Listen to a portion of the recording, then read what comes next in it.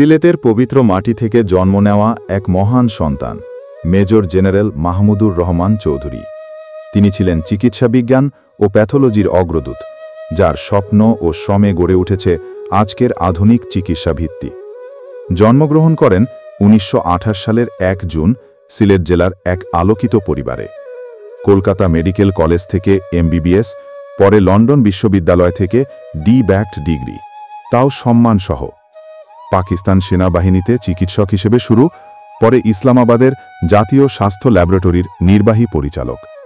কিন্তু সবচেয়ে বড় কীর্তি ১৯৭৬ সালে এএফআইপি armed forces institute of pathology প্রতিষ্ঠা, যা আজও রোগ নির্ণয়ের এক ঐতিহাসিক প্রতিষ্ঠান। তিনি প্রতিষ্ঠা করেন বাংলাদেশ সোসাইটি অফ মাইক্রোবায়োলজিস্টস এবং হন এর প্রথম প্রেসিডেন্ট।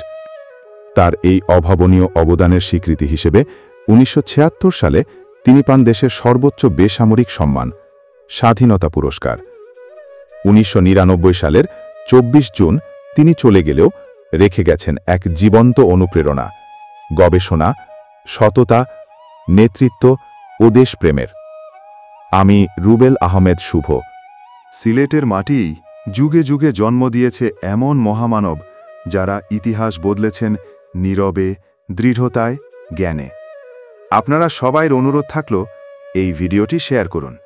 সিলেটের এই শ্রেষ্ঠ সন্তানকে আমরা যেন আরও বহু প্রজন্ম জানাতে পারি আর গর্ব ভরে বলতে পারি, হ্যাঁ, তিনিও আমাদের সিলেটেরই ছিলেন।